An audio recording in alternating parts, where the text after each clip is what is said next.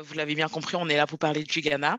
Donc, dans un premier temps, il faut savoir que le Ghana donc, se situe en Afrique de l'Ouest. Il est situé au niveau du golfe de Guinée, juste au nord de l'Équateur. C'est un pays qui est très frontalier avec donc du coup la Côte d'Ivoire qui se trouve à l'ouest, le Togo qui est à l'est et le Burkina Faso qui se trouve au nord. Donc, tous ces pays faisaient partie de l'ancien empire du Ghana. Donc, il faut savoir que le pays connaît un climat plutôt tropical et pluvieux, à savoir qu'il compte deux grandes saisons qui se séparent en 6 mois, donc la saison sèche et la saison pluvieuse, ce qui favorise du coup la croissance de ces forêts tropicales très denses au sud et des savanes qui sont présentes principalement au nord du pays.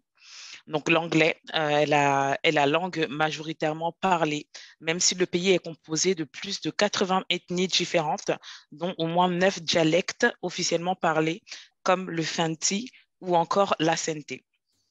Le pays, par son histoire, compte plus de 71% de chrétiens et plus de 17% de musulmans. Néanmoins, on compte tout de même 5% de la population qui sont animistes, donc qui pratiquent les religions traditionnelles africaines. À savoir qu'en 2001, en 2021, pardon, le pays comptait plus de 51% de la population vivante en zone urbaine pour près de 33 millions d'habitants. Donc, ce qui me permet de basculer du coup sur l'histoire du Ghana dans des grandes lignes, bien sûr. Donc, le Ghana est un ancien empire, est un ancien empire, comme je l'ai dit précédemment, et le nom Ghana signifie roi. Donc, avec l'abondance des minéraux, notamment d'or, dans les temps coloniaux et la domination des peuples européens, celui-ci est aussi celui-ci a aussi été baptisé pardon, Côte de l'Or. Donc avant la présence du président, le pays a été dominé par des rois et des reines. La dernière reine qui a lutté pour la libération coloniale a été Nana Afia Kobi Serwa Ampa II. Donc celle-ci a vécu 111 ans, de 1907 à 2016, et elle a été la 13e reine du pays de Ghana. Donc son successeur dans cette lutte de l'indépendance du pays a été le président Kwame Nkrumah, qui a eu pour ligne directive le panafricanisme. Pardon.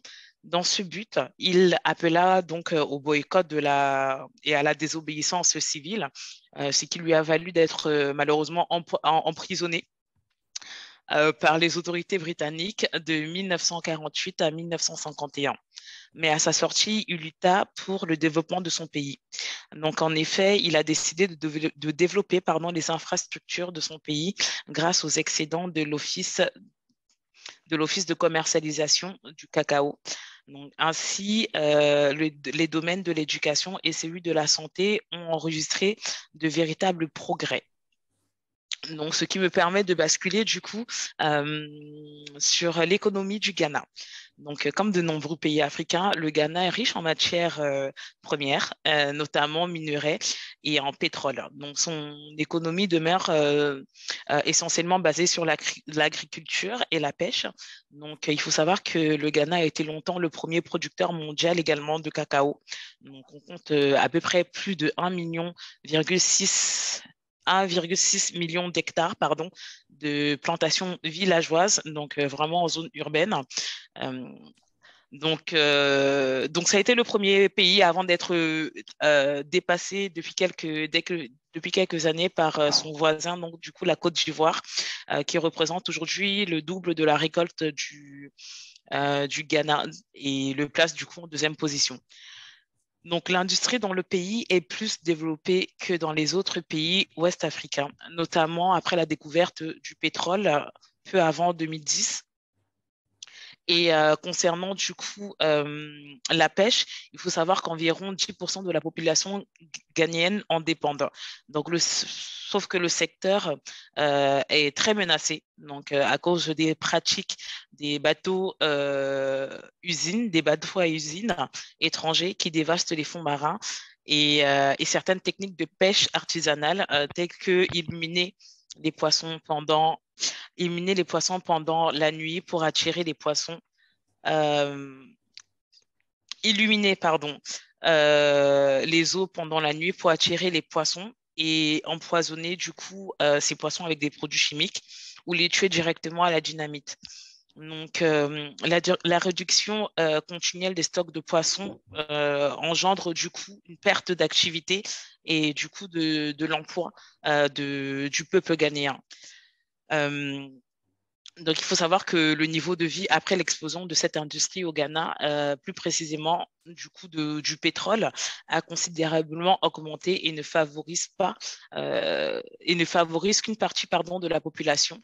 Donc, en effet, dans les années 2000, un cedi, qui est la monnaie locale ghanéenne, représentait 1 euro, alors qu'aujourd'hui, 6 cedi représentent un euro, ce qui crée du coup des disparités entre les zones urbaines et les zones rurales. Donc, en ce qui concerne la culture et les traditions du pays, on va faire un petit focus en ce qui concerne le tourisme, ce qui nous ramène aussi d'une certaine manière à l'histoire du pays. Donc, à savoir que le Ghana a su tirer le positif de ses séquelles coloniales et a voulu ouvrir son pays à un tourisme plutôt particulier qui est le tourisme mémorial. Donc, il faut savoir que le pays faisait partie des pays de titre de non-retour pendant la traite négrière. Et si vous avez l'occasion de vous rendre au Ghana dans le cadre de votre parrainage ou du tourisme, tout simplement, vous pouvez visiter le fort de Cap Coast. Donc, la ville de Cap Coast est située en pays Fanti, donc pas très loin de la capitale Accra. Elle a été fondée dans un premier temps par l'expédition maritime portugaise. Donc, ensuite, au XVIIe siècle, elle est passée successivement des mains des Suédois qui se sont installés avec un comptoir appelé Fort Korolusburg, puis les Danois et enfin les Britanniques qui l'ont agrandi en le rebaptisant donc du coup Cap Coast. Le fort devient la principale base militaire britannique du golfe de Guinée avant de servir de commerce, notamment de bois comme de l'or, et plus précisément du commerce triangulaire. Donc, il faut savoir que du coup, Cap Coast est connu à travers le monde pour être du coup l'un des plus importants ports négriers d'Afrique. Euh, Ensuite, pour un bain nature, vous pouvez vous rendre à Boti Falls. Donc, ce sont des chutes d'eau jumelles. Donc, vous avez deux cascades jumelles qui tombent dans le fleuve. Et c'est assez particulier parce qu'on ne le retrouve pas, on ne retrouve pas cette fraternité de chutes d'eau dans beaucoup de pays. Donc, vous avez aussi l'occasion de pouvoir visiter le parc national de la réserve naturelle de Maule, qui est un corridor phonétique assez impressionnant et qui vous permet de prendre conscience de la densité forestière du pays. Donc, ensuite, on passe à la culture et à la tradition. Donc, il faut savoir que le pays est riche, forcément, en culture et tradition, surtout si nous incluons le fait que le Ghana compte plus de 80 ethnies différentes. Nous n'avons pas le temps de rentrer dans les détails de tout cela, mais je trouvais intéressant de faire un focus tradition sur la perception du deuil dans le pays. Donc, il faut savoir que eux, lors des cérémonies de deuil, ils pratiquent ce que l'on appelle le confin. Donc, le confin danse, c'est rendre hommage aux défunts par des danses et des chants et par la construction d'un cercueil tout à fait original qui fait référence à un trait significatif du défunt. Donc, par exemple, comme vous pouvez le voir sur l'image, là, c'était un pêcheur qui est décédé et le cercueil est fait en poisson, tout simplement. Vous avez l'image aussi des hommes en costume portant un cercueil qui ont fait le tour de la toile parce qu'ils emmenaient du coup le cercueil vraiment en dansant, en chantant et c'était plutôt un moment de joie que de tristesse. Donc, il faut savoir également que dans la culture, le pagne a également des significations bien précises. Donc, on appelle ça le handicrat. Donc, ce sont des motifs symboliques visibles sur toutes sortes de supports. Pourtant, ils sont bien plus que des simples éléments décoratifs. Il faut savoir que le handikra porte un message philosophique et théologique. Cette symbolique est omniprésente dans la culture. On peut l'appeler aussi le ki nyame, qui signifie il n'y a rien en dehors de Dieu. Donc, c'est l'un des handicrats les plus reproduits. On le retrouve sous les dossiers de chaises, pardon, sur les pare-brises ou encore les camions. Donc, ce qui nous emmène à avoir un sujet un petit peu plus léger au vu de l'heure. Donc, voilà, on va terminer en faisant un petit focus sur les traditions culinaires. Comme dans beaucoup de pays du monde, hein, la plupart de leur alimentation est essentiellement composée de riz ou encore de manioc. Donc, en effet, le pays est réputé pour sa cuisine aux saveurs et aux odeurs qui font voyager, même si vous n'êtes pas sur place, comme vous pouvez le voir sur l'image. Nous avons le Jollof Rice avec son poulet grillé qui est cuisiné dans des pays comme le Sénégal ou encore le Kenya. On a le waki à base de poisson, de riz et d'haricots blancs ou encore le foufou qui est cuisiné également dans toute l'Afrique de l'Est et même centrale à base de semoule, de manioc et de bananes plantain qui s'accompagnent toujours avec des plats en sauce comme le gombo ou encore des sauces à base d'huile de palme. Alors, je vais commencer par vous dire deux mots très rapides sur le bureau de World Vision Ghana. Donc, c'est un bureau qui a ouvert en 1979. Donc, nos équipes sont présentes à travers le territoire depuis plus de 40 ans. Et donc, elles connaissent très bien le pays, le contexte, les besoins et les populations qui font confiance à notre organisation depuis des dizaines d'années. Aujourd'hui, World Vision Ghana, c'est 24 programmes de développement dans le pays, dans 14 des 16 régions. Donc, pareil, on a une couverture territoriale assez importante.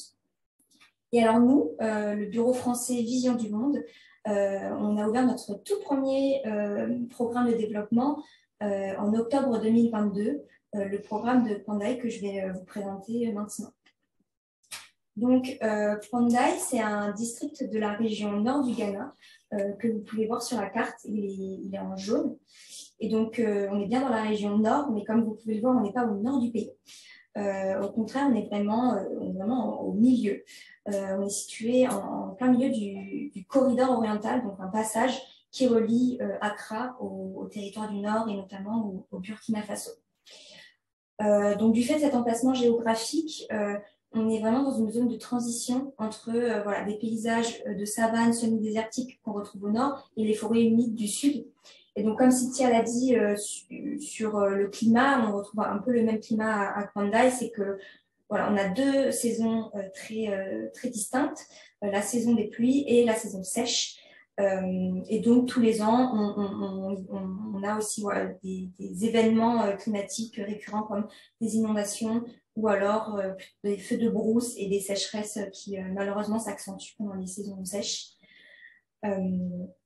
Et donc, aussi très important à retenir, c'est que Pandai, comme le reste du pays, c'est un endroit très rural. Donc, 90% de la population est une population rurale et l'agriculture est la principale activité économique. On dit d'ailleurs souvent que Pandai, c'est l'un des greniers du Ghana pour la production d'igname. Et donc, je vous ai mis une photo qui a été prise par nos collègues sur le terrain. Voilà, on voit des hommes cultiver leurs champs. Et en même temps, je vous montre un peu le paysage. Donc, on est vraiment sur des terres légèrement vallonnées. On voit que c'est assez vert. Puisque aussi, à noter, il y a plusieurs fleuves qui traversent le district et qui sont les sources d'eau de la population. Voilà, ensuite, pourquoi est-ce qu'on intervient à Pandai? Alors, en 2022, nos équipes sur le terrain ont mené des analyses de besoins pour identifier une zone qui aurait besoin de soutien.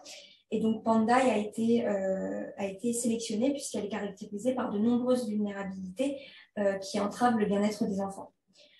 Tout d'abord, c'est un district extrêmement pauvre. C'est le troisième plus pauvre de la région et la région elle-même est la plus pauvre du pays. C'est 77% de la population qui vit sous le seuil de pauvreté. en sachant que la saison sèche est particulièrement compliquée puisqu'il y a beaucoup moins d'activités agricoles. Et comme vous le savez certainement, la pauvreté, ça entraîne en cascade beaucoup d'autres problèmes qui impactent la vie de toutes les communautés et particulièrement des enfants. Un des premiers impacts directement en lien, c'est l'insécurité alimentaire et la malnutrition. Voilà, le fait d'avoir des ménages pauvres, c'est moins de revenus pour acheter des denrées alimentaires et donc en conséquence, ça entraîne des retards de croissance, par exemple, ou encore des cas de malnutrition. Donc, beaucoup de problèmes de santé qui me permettent de faire le lien justement avec les services de santé qui sont bien en deçà des besoins que nous avons identifiés. On a un manque d'effectifs, on a un manque de matériel et un manque d'infrastructures globalement.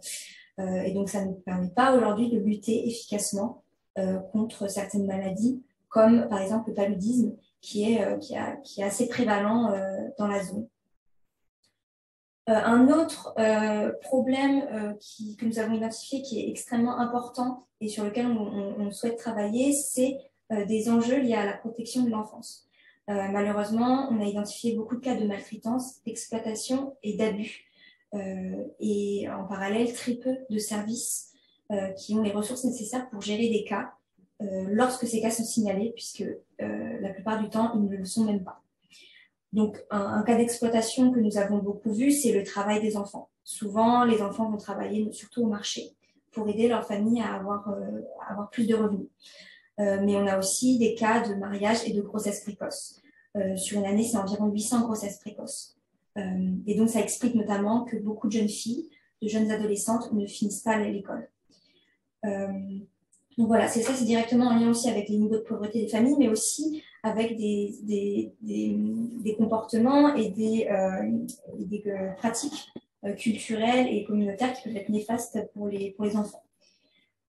Et ça me permet de faire le lien aussi directement avec l'éducation, comme je vous l'ai expliqué, le travail et les grossesses et les mariages précoces, ça explique un taux d'absentéisme et surtout des taux de décrochage scolaire très importants. Et dans un deuxième temps aussi, on a des infrastructures qui sont très vétustes et qui ne permettent pas non plus d'accueillir tous les enfants. Et enfin, un dernier point, c'est l'accès à l'eau, puisque 46% de la population n'a pas accès à l'eau potable.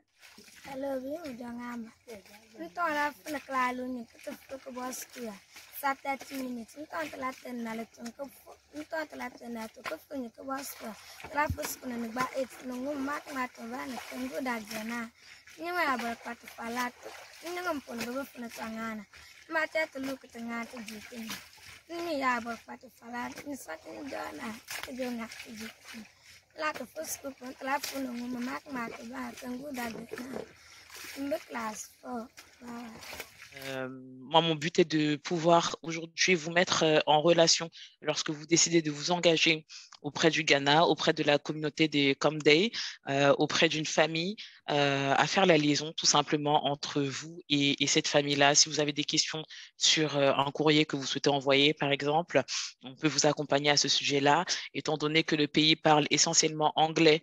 Si vous souhaitez qu'on vous aide pour les traductions, nous sommes là pour ça. Si vous souhaitez savoir où est votre courrier ou votre colis, voilà, on est vraiment en charge de toute la relation parrain, filleul, famille, en passant bien sûr et étant accompagné de nos collègues qui sont sur place directement. Donc, n'hésitez pas à revenir vers nous, donc, surtout si votre filleul est scolarisé, si vous voulez avoir un point sur sa santé. Voilà, je suis vraiment en charge de toutes les questions aux relations donateurs-parrains. Je vais maintenant passer la parole à notre dernière intervenante, Anne-Laure, qui va vous parler de notre nouveau programme de parrainage, nouvelle aventure, nouveau format. Merci Morgane. La découverte de Chosen. Alors, l'aventure Chosen, c'est une nouvelle forme de parrainage qu'on a lancée il y a 1 an maintenant au Salvador. Et avec ce nouveau parrainage, l'idée, c'est de donner aux enfants le pouvoir de choisir. Donc, c'est l'enfant lui-même qui va choisir son parrain ou sa marraine grâce au portrait qu'on aura reçu des futurs parrains. On va lancer un nouveau Chosen, cette fois-ci donc au Ghana, le 21 mars prochain. Et alors, très concrètement, Si vous souhaitez être choisi par un enfant du Ghana, donc devenir parrain ou marraine, il vous suffira de vous inscrire sur notre formulaire en ligne, qu'on va vous joindre ici dans le chat, mais qu'on vous enverra aussi après le webinaire. Et dans votre inscription, vous allez joindre une photo de vous, un portrait de vous ou de vous avec votre famille, enfin ce que vous souhaitez. Et ensuite, nos équipes du terrain vont organiser une grande journée festive sur le terrain, donc, avec les enfants participants. Et ils se réuniront pour venir choisir parmi vos portraits, celui ou celle qu'ils ont envie d'avoir comme parrain ou marraine. Et c'est aussi à l'occasion de cette première journée de Chosen qu'ils écriront leur première lettre pour se présenter à vous. Alors, c'est un événement, donc le 21 mars prochain, c'est un événement pour lequel il y aura 60 places de parrains et marraines. Donc, il ne faut pas trop tarder si vous avez envie de participer. Et voilà, donc en un an, on a déjà fait trois événements de Chosen qui ont déjà réuni plus de 130 parrains. Et maintenant, je vais vous laisser peut-être mettre un peu plus d'images sur ce que je vous raconte avec ce petit film en direction du Ghana.